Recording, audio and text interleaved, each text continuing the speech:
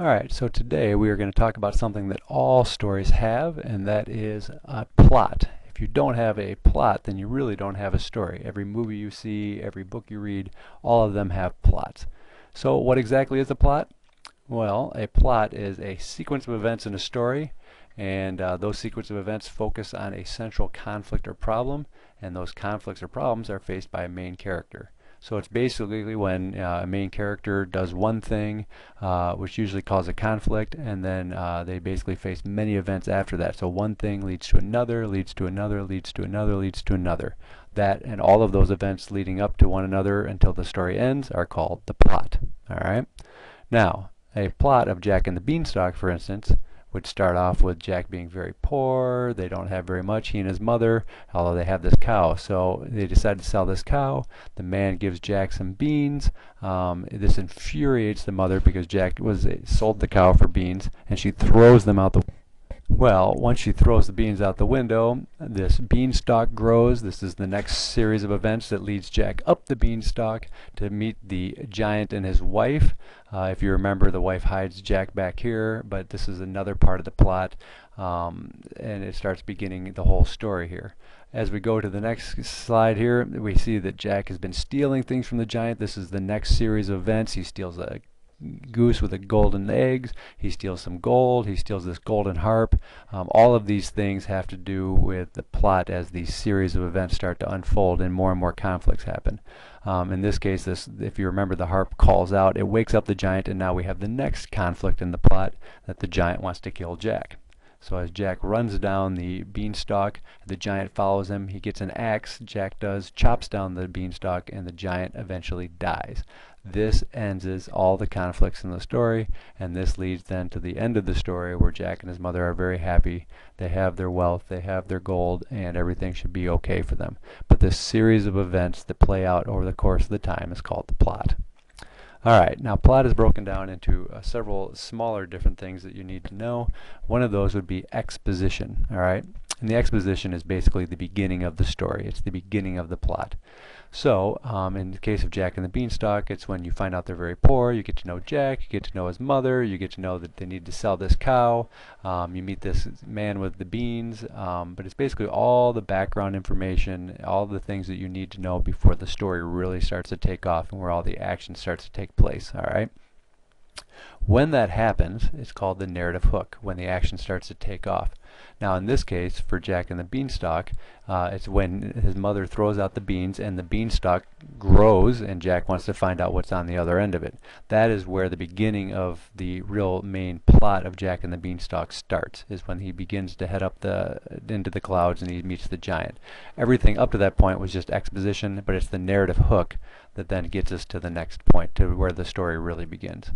And once the story begins, we now have rising action. Rising action is basically all of the things that happen in a story. It is the most of the story part. It's where the story events build up towards a climax. We'll talk about what a climax is in just a moment. And it's when all the different complications and conflicts and tensions build through the story. And it basically is the majority of the story that's told as the character goes from one thing to another to another to another until the end of the story.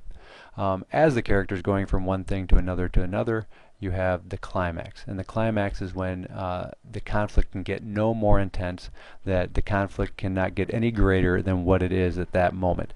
And basically, the climax is when the conflict gets resolved. Alright, so it's the turning point for the main conflict of the story. In this case, when Jack cuts down the tree and the giant falls to his death, the main series of conflicts in the story are over, and that is the climax of the story.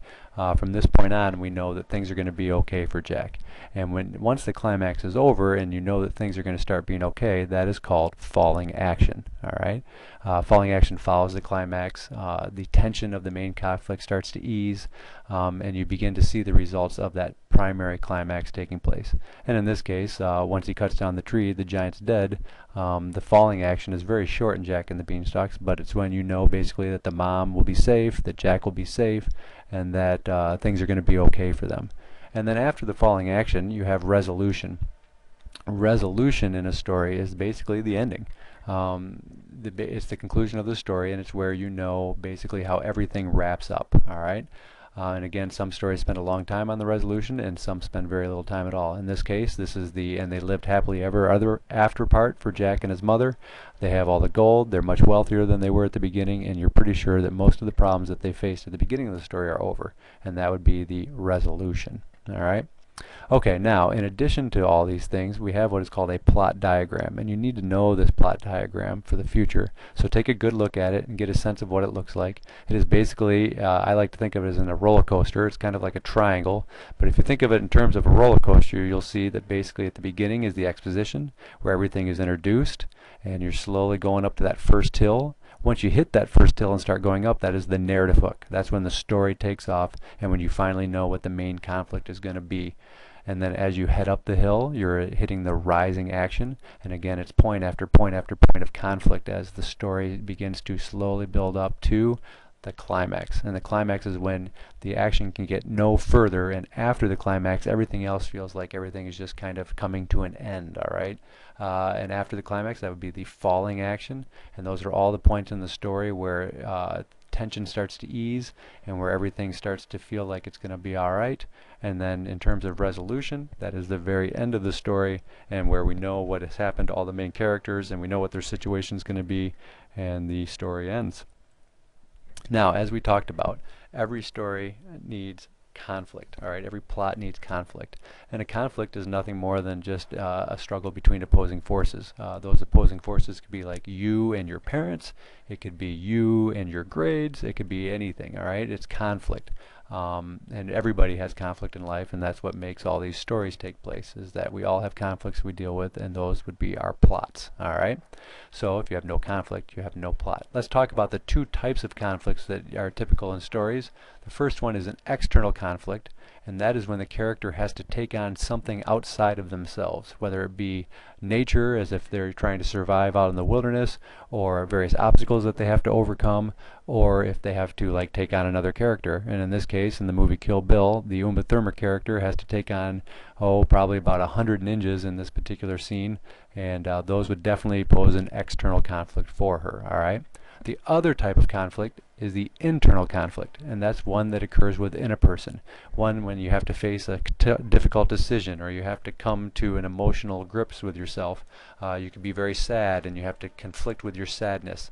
Or in this case, this character is looking down these two paths and she's not sure which way she's going to go. This path is causing an internal conflict within her own brain, within her own emotional self, and she has to resolve it. And that also can be part of a conflict that causes plot to happen. All right. Now, along with conflict, there's also, every story has a protagonist and an antagonist, and these are the last two terms that we're going to talk about today. The protagonist is the main character of the story. If you can remember that, you know exactly what a protagonist is. It's just a word to mean the main character. All right. Jack in this case would be the protagonist of this story. If you consider other movies, like any of the superhero movies, like the movie Spider-Man, Spider-Man is the protagonist of that movie. Moving on, every character needs to have an antagonist, and that is the character or the force trying to stop the protagonist. So, we all have main characters, but then also those main characters need someone to stop them, which causes the conflict. So in this case, the giant would be the antagonist, the so-called bad guy of the story, and he's the guy that Jack has to constantly outwit because he's the one who Jack has to get around. He is the antagonist trying to stop Jack. Now, the reason why I put up this slide is because if we consider this maybe like a little bit of a story, we have the protagonist, this man and this man trying to cross the river, and we have the antagonist, which is this whole flooded river here, which has blocked out the road and they can't get across. And I want you to see that because antagonists don't have to be people. They can be forces of nature, or they can be many other things as well. It's whatever is trying to stop the protagonist from accomplishing what she is accomplishing. All right, so those are all the literary terms that we're going to learn for the day. If you have any questions of those, please make sure that you ask Mr. Hamilton or myself, whatever it is you don't quite understand, and from there we will move on.